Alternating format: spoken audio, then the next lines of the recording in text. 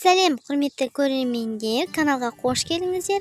Бүгінгі түсірілімде сіздерге қияр туралы көрсетемін. Қазіргі таңда енді күн бірсе салқын, бірсе ыстық, бірсе жаңбырлы болып, былтырғыдай емес, биыл жаңағыдай ауа райы салқын, кешке таман сондай болып тұр. Күндіз шамалы ыстық болады, кешке салқын болады.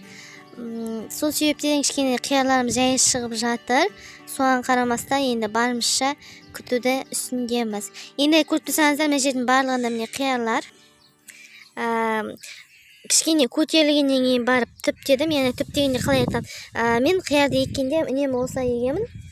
Ұзындап картоп тәріздес қылып, содан кейін барып қазір көрсетейін.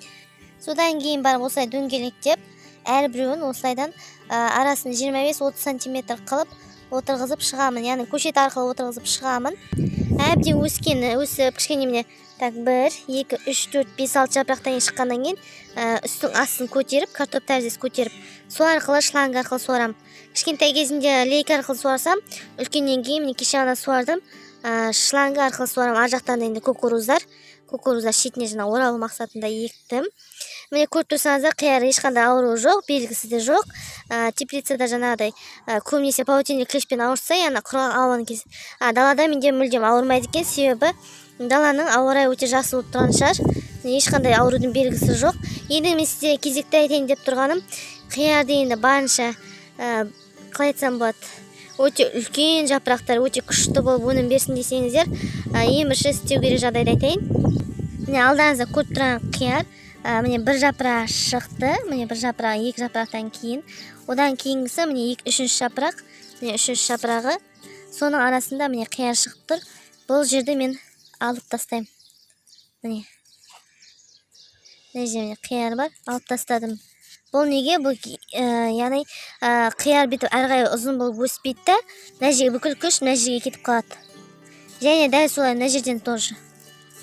Бірінші жапырақ және де міне екінші жапырақты алсам, мына жағына уже тиіспеймін мына жақтарына. Себебі егер сіздер бір бағытпен өсетін болсаңыздар, оны барлықтарын алып тастауға болады. Мен деген жайлы өсетін, менде далада болғандықтан сол себептен тек басыңғы екеуін ғана аламын, біреу және де екеу болды. Себебі бұлар артық жаңағыдай қиярды өсуіне тежеу жасайды да, қиярымыз үлкен қарай өсмей кішкентай болып, 5-6 қиярдан бастан артық ешқандай шықпайды. Сол себептен қиярың шығып жатса, міне бір жапырақ, бұл жерде алып тастаған болатынмын алдында. Қазір көрсетейінші. Мына жерден алып тастаған болатынмын. 1, 2 және 3. Осы үшеуін артық өсінділерін, жаңа қиярларын барлығын алып тастаймын. Қазір көрсетейін. Міне ең бір шыққаны, бұл енді кішкене салқынға неге тұрып қалды, бірақ дегенмен өсіп жатыр. Міне бұдан алып тастаған, міне біреуін алып тастаған, міне алып тастаған, міне біреу, екеу, үшеу, міне несі шығып жатыр, яғни төртіншісінен шығып жатыр. Қиярымыз міне екі қиярдан шығып жатыр. Болды, ар жақтарын мен кеспеймін уже.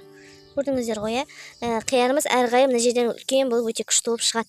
Егер сіз мына жерлерден қалдырсаңыздар, сол жерден қияр шығып дамып, ол әрі қарай кішкентай болып сөйтіп өнім береді. Сол себептен басында енді қанша деймін қияр жегілеріңіз келіп батса да, шыдап барынша алып тастаған дұрыс. Сол кезде міне қиярларыңыз уже су болса өсіп үлгереді. Ешқандай қиындығы жоқ. Міне көріп тұрсаңыздар, міне мына жерде солай міне біреуін алып тастадым.